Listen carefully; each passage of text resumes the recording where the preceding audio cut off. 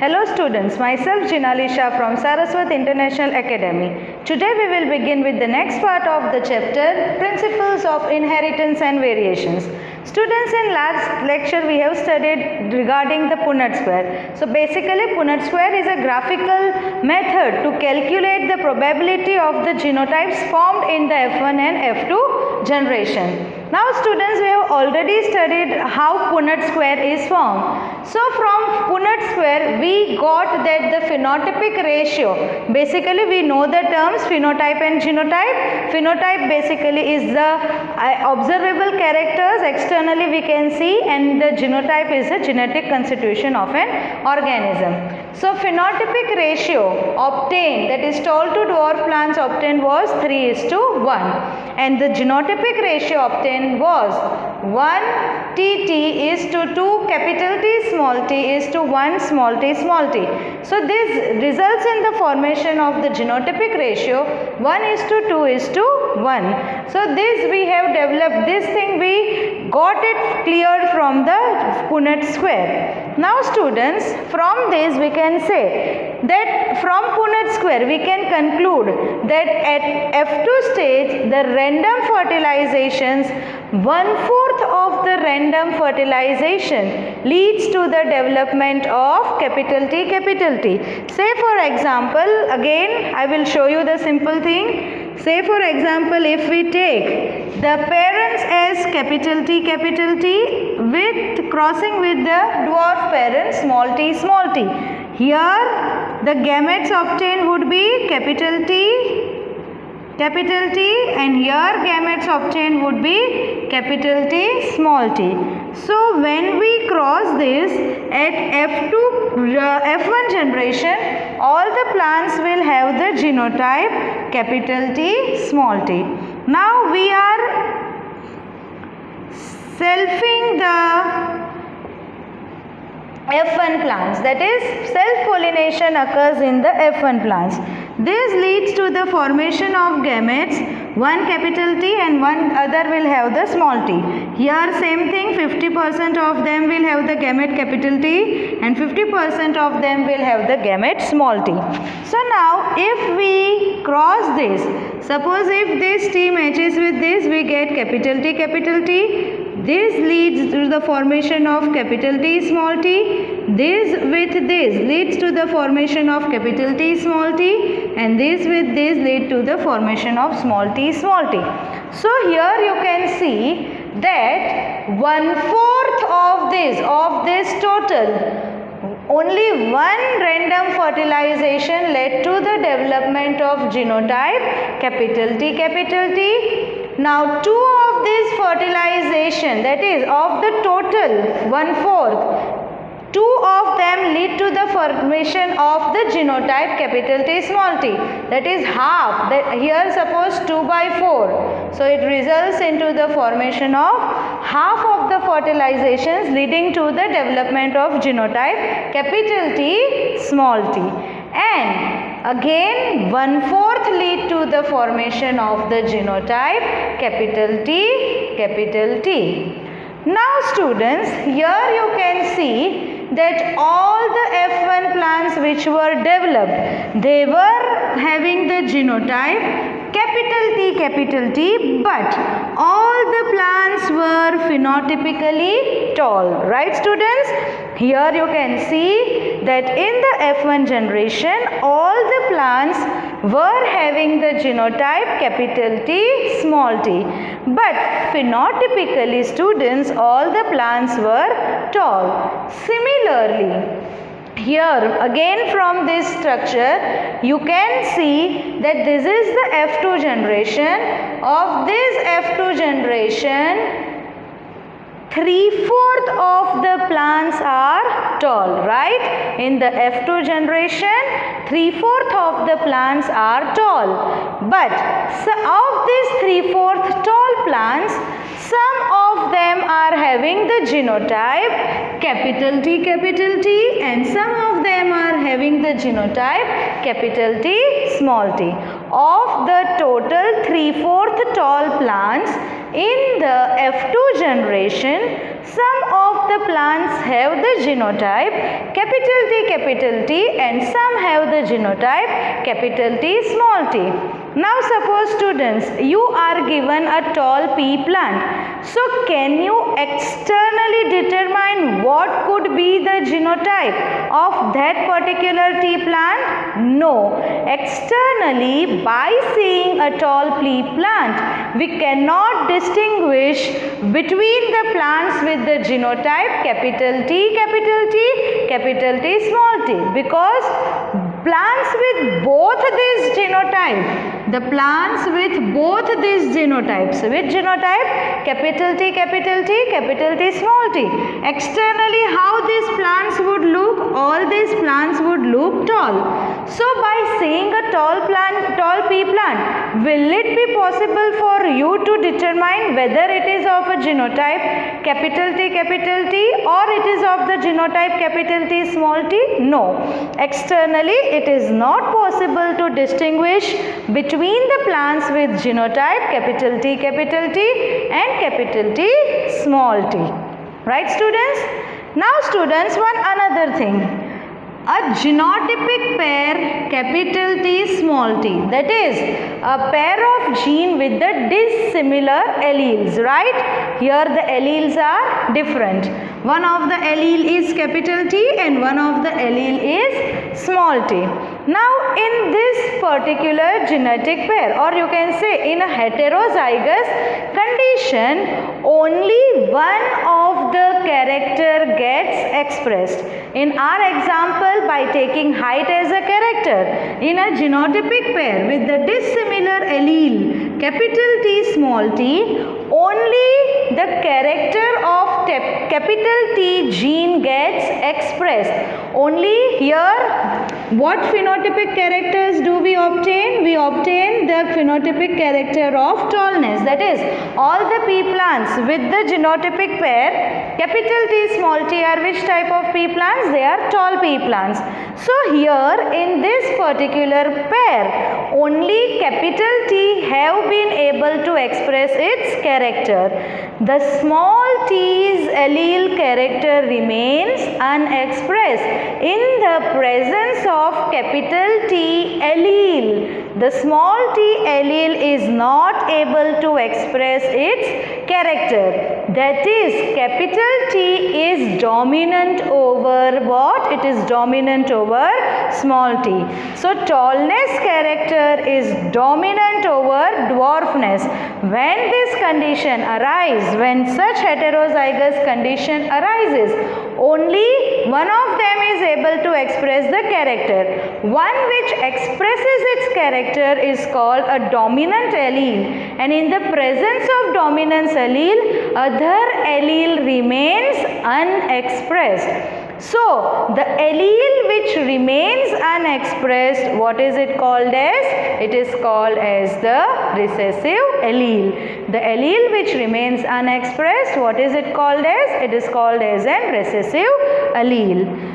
So, students, it is due to the dominance of one character over the other that all the F1 plants are tall with the genotype capital T small t.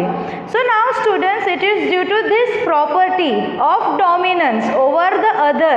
It is due to the property of dominance character over the other character that in the F1 generation, whatever plants were obtained, they were which type of plants? Tall plants.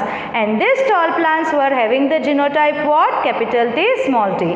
Whereas in the F2 generation, of the total 3/4 tall plants obtained, 1/4 of the tall plants were capital T. Of course, they are going to be tall, but half of the tall plants were having the genotype capital T small t, and it is due to the dominance of capital T over small t which resulted into, so it is due to the character of, or it is due to the property of dominance that we obtain these ratios. We obtain which ratios? The genotypic ratios and phenotypic ratios obtained are 3:1. So phenotypic ratio 3:1. Phenotypic ratio 1:2:1. Why these two ratios are different? The difference is due to the dominance of tallness character over the dwarfness character. So it is due to the dominance of one character over the other that we obtain the phenotypic ratio as 3:1, that is 3 tall plants is to 1 dwarf plants, and genotypic ratio as 1:2:1. Now students, we obtain the genotypic ratio as 1/4, capital T is to half capital T small t is to 1/4 capital T small t. Now students, this ratio can be mathematically condensed in a binomial expression form of ax plus by the whole square. This particular ratio, that is, here you can see that 1/4 is to half is to 1/4 for capital T, capital T small t, capital T small t, right? This is small t, small t. Now this can be mathematically condensed into a binomial expression of ax plus by the whole square. Here the condition is the gametes bearing genes capital T small t should be in the equal frequency of half. So what equation, what binomial expression do we obtain? We obtain the binomial expression half capital T plus half small t the whole square. Now students, in the lower standards you might have studied the expansion of the formula or expansion of a plus b the whole square. What do we obtain as a result? We get the result as a square plus 2ab plus b square. So students, using this expansion formula we will calculate this particular thing. So here this is what? Half t plus half small t with bracket half capital T plus half small t. Now what is the formula? A square plus 2ab plus b square. So what do we obtain? The a, that is half of capital T the whole square plus 2ab. What is a? Half capital T. What is b? Half small t plus the b square, that is half of small t the whole square. Now we'll open the brackets. 1/2 the whole square is 1/4 into capital T, capital T. Now again this, what will happen? This 2 and 2 gets cancelled. So what is remaining? Half capital T small t plus half of small t small t. So students, we can convert this genotypic ratio into a binomial expression, and this binomial expression is given as half capital T plus half small t the whole square. We get the result. See here students, you are getting the results. 1/4 capital T, half of capital T small t, and sorry students, this is 1/4 small t small t. So this is the expression, basically this is the binomial expression of the genes capital T small t with the genes having the equal frequency of half. So students, this is the binomial expression. Now we will deal with the next part of our topic. Students, now our next topic is test cross. Now students, if you are given a tall pea plant, externally you will say that phenotypically it is a tall plant, right? But by seeing that tall pea plant, can you say whether that tall pea plant is having the genotype capital T or the genotype capital T small t? No, externally by seeing a plant we cannot determine the genotype of a dominant character, right? So students, Mendel gave the technique to determine the genotype of an individual of unknown genotype with an individual homozygous for the recessive character. If you want to determine the genotype of an unknown individual, there is a technique given by Mendel, and that technique is called as test cross. Now what is test cross, students?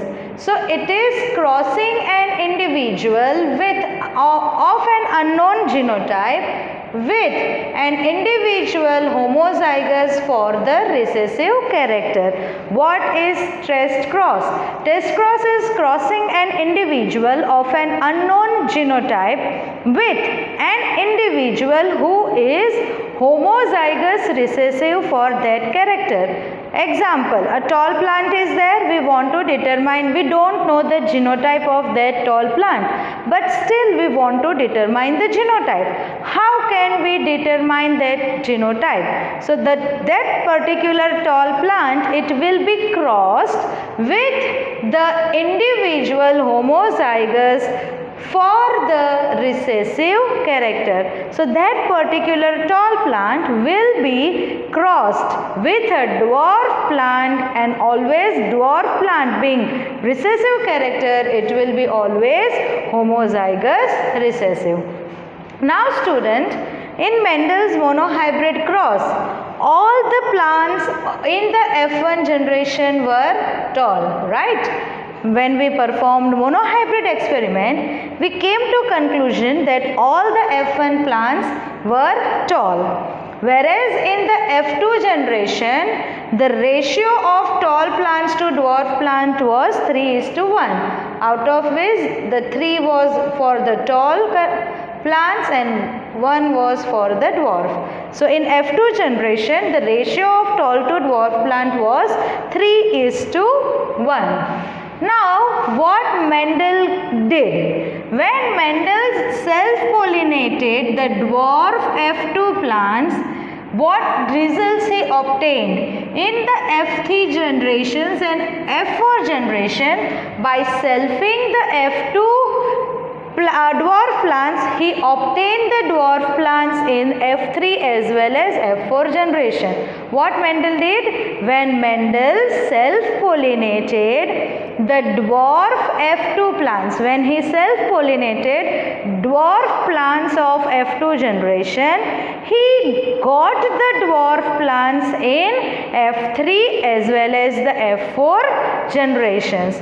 From this, he concluded that the genotype of the dwarf plant was homozygous, that is small t. When Mendel self-pollinated dwarf plants of the F2 generation, he obtained the dwarf plants in F3 as well as the F4 generations. From this, he concluded that all the dwarf plants would have the genotype homozygous small t.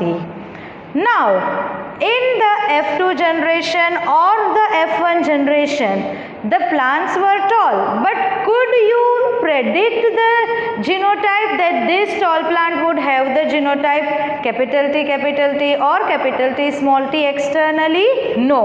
So the genotypes of the tall plants capital T or small t capital T from F1, F2 cannot be predicted by seeing them.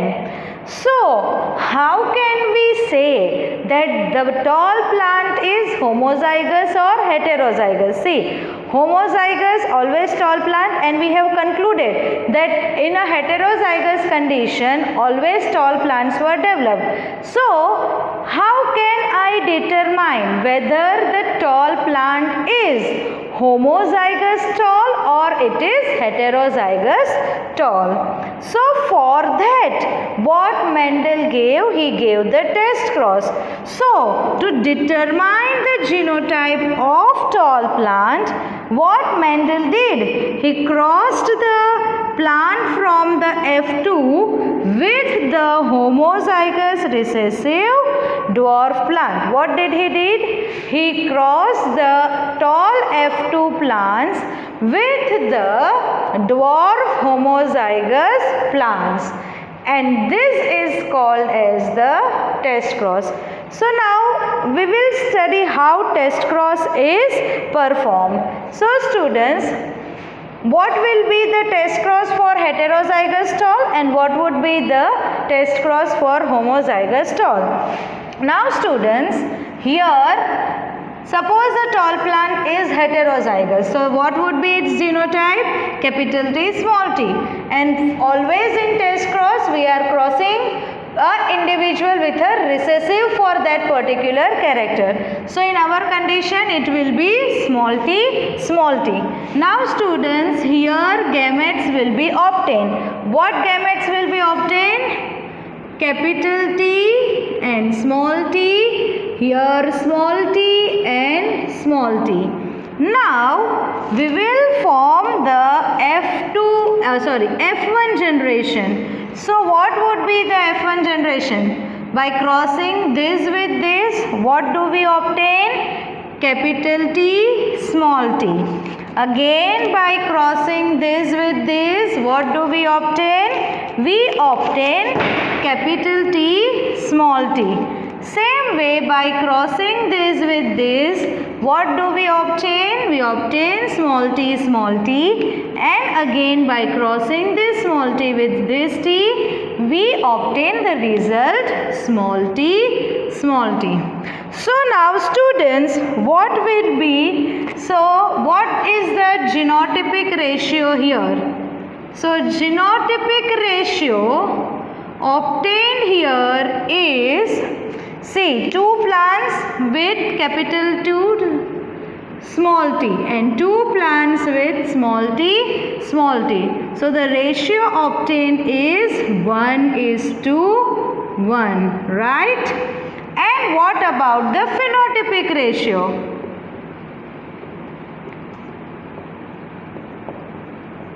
What is the phenotypic ratio obtained? So students, this particular plants with capital T, small t, what type of plants they will be? Tall. And with small t, they would be dwarf. So what ratio do we obtain? We obtain the ratio 2 tall is to 2 dwarf, which indicates that the phenotypic ratio is also what? 1:1. So students, if by performing the test cross we get the genotypic ratio as 1:1 as well as the phenotypic ratio as 1:1, we can say that an genotype of an unknown individual is heterozygous. What we were doing? We want to determine the genotype of the tall plant, whether the tall plant is homozygous tall or whether the tall plant is heterozygous tall. So, if by performing the test cross we obtain the genotypic ratio as 1:1 and phenotypic ratio also as 1:1, then we can say that the plant under our study is which type of tall? It is heterozygous tall. Now similarly we will carry the test cross for homozygous tall plants. So say for example capital T always, as we are performing the test cross, it would be crossed with the character recessive, right? Now here what are the gametes form. So in any condition, all the gametes will contain the genes capital T, capital T. Here all the gametes will contain the gene small t, small t. Now what are the plants developed in the F1 generation? By crossing this with this, we obtain capital T, capital T. Crossing this with this, again we obtain capital T, small t. Crossing this with this, we again obtain capital T, small t. Crossing this with this, we obtain capital T, small t. So here students, all the plants are having what?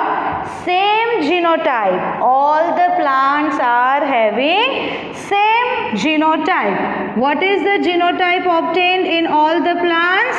It is capital T, capital T. And what is the phenotype developed here? So here the phenotype is tall. So students, if by performing the test cross, if we obtain that all the plants in the F1 generation are tall, all the plants are same. Here 50% of the plants are tall, 50% of the plants are dwarf. So what was the result? That the plant under study is heterozygous tall. And if we obtain the result at F2 generation where all the plants are tall, we can conclude that the plant under our study is homozygous tall. So this is test cross. Now students, we will study the test cross by taking one another example. So another example will be for the pea plant's flower. Okay students?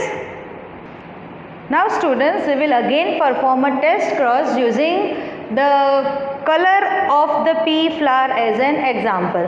Now students, when Mendel performed the monohybrid experiment, he found that violet colored flower was dominant over the white color flower. By performing his monohybrid experiment, he gave this conclusion that violet color flower was dominant over the white color flower. Now students, if you are given a violet color, of course white color flower is given to you, you will say that its genotype is small w, right? The genes used are for violet color it is capital W gene. For white color it is small w gene. Now Mendel also concluded that recessive character will be always homozygous. So if you are given a white color pea flower, you will tell its genotype will be small w. But what if you are given a violet color pea flower? So will you tell by externally directly that this particular violet color pea flower is there? Its genotype will be capital W or capital W small w? No, we cannot. By seeing a pea flower directly we cannot determine the genotype of the violet color pea plant. So for that we need to perform the test cross. So how we will perform the test cross? So we will first of all perform the test cross for the heterozygous violet flower test cross. So what is test cross? We have to cross the person of an unknown individual of an unknown genotype with the individual homozygous for the recessive character. In our condition, we are considering the heterozygous violet color pea flower. So here what would be parents? Suppose we are crossing, right? This is the condition. Heterozygous if it is there, what would be its genotype? Capital W small w. And in a test cross we always cross an individual with the homozygous recessive for that character, that is small w small w. Now here what are the gametes obtained? So here one is capital W, one is small w. Here both the gametes small w, small w. So now students, tell me what would be the offsprings of the F1 generation. So we can also determine by using a Punnett square, right students? I am performing a Punnett square. Gametes will be written on the left corner as well as it would be written on the top rows. So these gametes I have written on the left corner, these two gametes I have written on the top rows. Now by performing a cross, what do we obtain here? So capital W, small w. Same again, this with this, we obtain capital W, small w. Here what do we obtain? By crossing these two, small w, small w. Same way by crossing this with this, we obtain small w, small w. So here you can see the genotypic ratio and the phenotypic ratio. First of all, genotypic ratio. So what is the genotypic ratio obtained? 2 of the plants with capital W, small w, and 2 of the plants with small w, small w. So what is the ratio? 2 is to 2, that is 1 is to 1. What is the phenotypic ratio? So students, phenotypic ratio, these both the plants are with the violet flower and this is with the white flower, right? So students, what is the phenotypic ratio obtained? 2 violet is to 2 white. Again 2 is to 2, which indicates 1 is to 1. So students, if we obtain the same genotypic and phenotypic ratio, then the individual under our study is heterozygous for that particular dominant character. In our condition, what is a dominant character? The color of the pea flower. Which color is dominant? It is violet color. So, if the test cross results into the development of same genotypic and phenotypic ratio, then we can say that the individual under our study is heterozygous for the dominant character. Now what would be the result obtained if the individual is homozygous for the dominant character? So again we'll perform the test cross. So here what would be the parents? They would be capital W crossed with small w. Now here what are the gametes developed? So all the gametes will have the allele capital W, and here all the gametes will have the allele small w. Now what would be the offsprings of the F1 generation? We will form the Punnett square, right?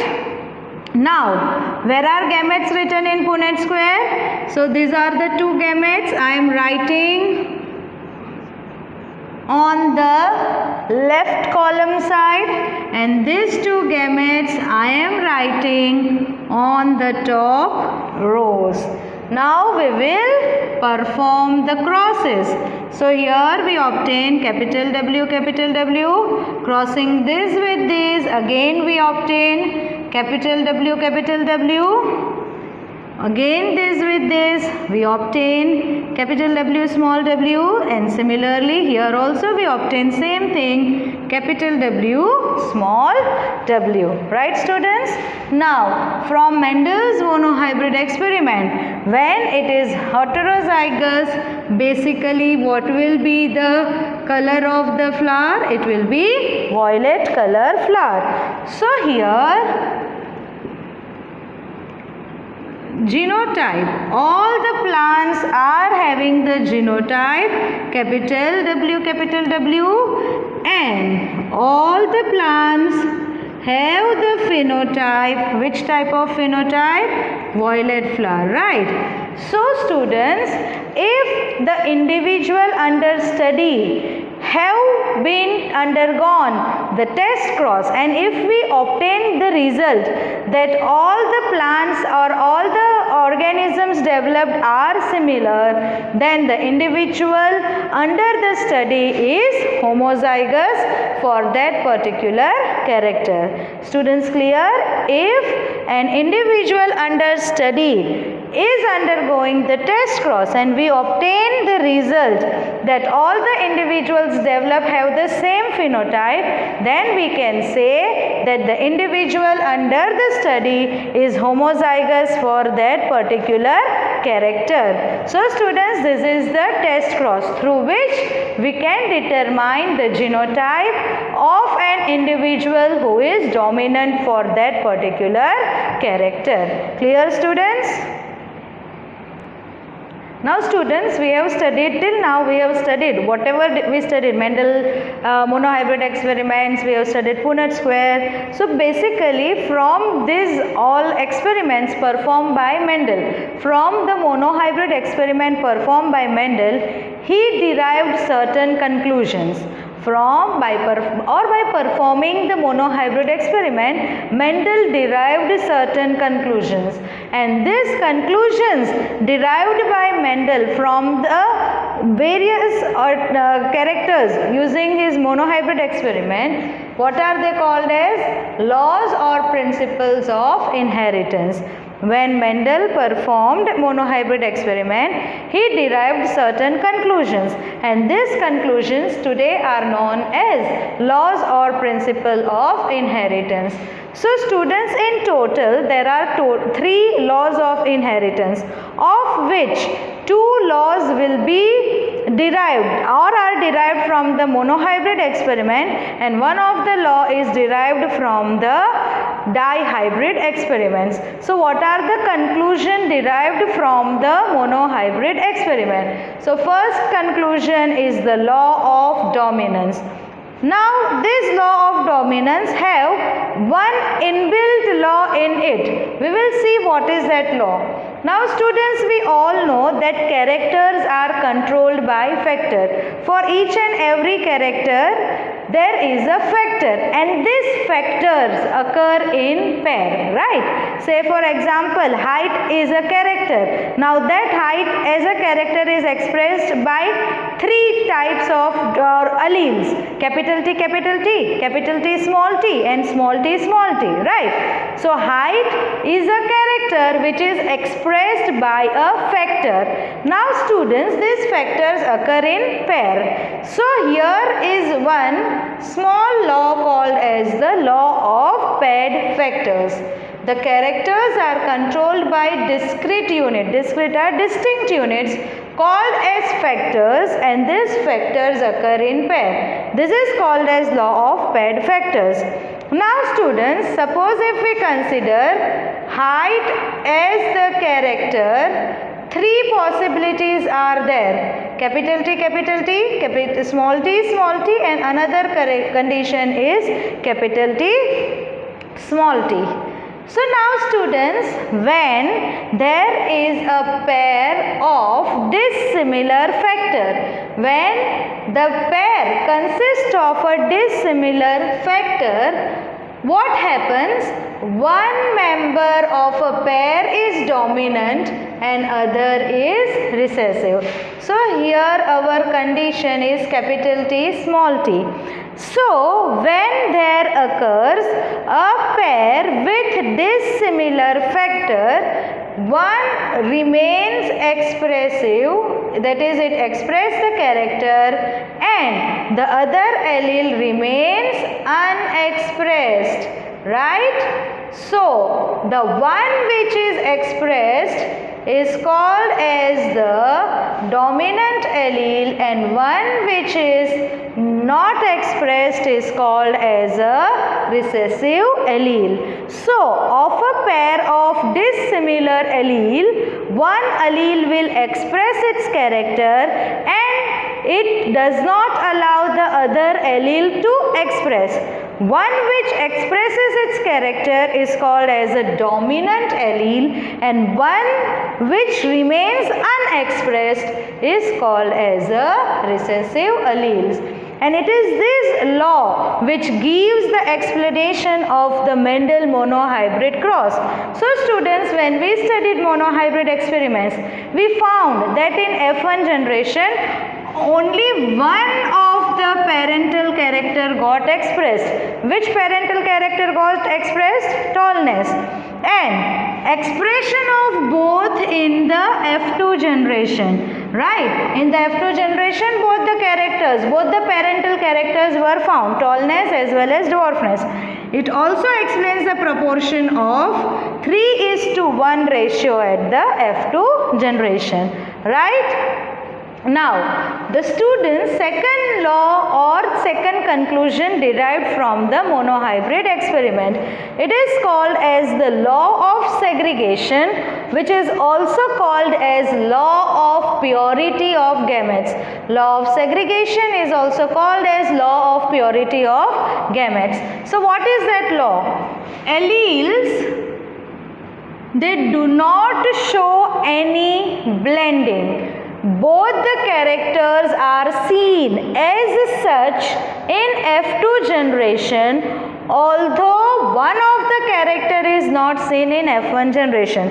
Students, again recall the monohybrid experiment. We crossed a pure tall pea plant with a pure dwarf plant, right? Now, what result did you obtain in F1 generation? In F1 generation, all the plants were tall. They were as tall as the parent. They didn't show any blending. None of the plant was a plant of in between height. ऐसा नहीं था कि कोई plant एकदम बड़ा था, कोई एकदम छोटा था और कोई प्लांट्स बीच के हाइट वाले थे. No, all the plants were tall. Now students, in the F1 generation, only one character got expressed. Which was that character? Tallness got expressed. Now what was the result obtained in F2 generation? In the F2 generation, both the parental characters got expressed. That is, some of the plants were tall, some of the plants were dwarf. None, though in the F1 generation we didn't found any dwarf plant, right? Did we found any dwarf plant in the F1 generation? No. Still, the F2 generation showed some dwarf plants. And students, in that F2 generation, plants were tall and dwarf. They were as tall and dwarf as the parent. None of the plants were of in between height. So, the alleles do not show any of the blending. What? Alleles do not show blending. Now students, what happens during the gamete formation? During the gamete formation, the factors or alleles of a pair separate and segregate from each other such that gamete receives only one of the two factors during the formation of the gametes. Say for example, suppose a homozygous tall plant is there. How it will form the gamete? By the process of meiosis. Now, during gametogenesis process, what will happen? Of a pair of allele, one allele will go in one gamete and other allele will go in other gamete. That is, these alleles, they separate or segregate during the gamete formation. Homozygote plants will form the similar gametes. Suppose a plant is heterozygous and if it is forming a gamete, 50% of the plants will have the gametes which contain the allele capital T. 50% of the plants will form the gametes which have the allele small t. Gametes are never hybrid. Gametes are always pure. Why are they considered always pure? Because they contain only one allele of a pure pair of allele. Never will they contain more than one allele, and therefore this is called as the law of purity of gametes. Students, one thing I forgot to inform you, that there is an exception to law of dominance. There is an exception to the law of dominance, and these exceptions are two, which is incomplete dominance, and another exception is the codominance. Students, very important for NEET. Question may be asked, what are the exceptions of the law of dominance? One is incomplete dominance and another one is codominance. We will study these two topics in detail in our next video. So students, these are the certain conclusions derived from the Mendel's monohybrid experiment, and this conclusion today we know by the name as laws of inheritance. First is the law of dominance and another one is the law of segregation. Today I end my video here. In next video we will be dealing with codominance, incomplete dominance and some other topics too. Thank you students.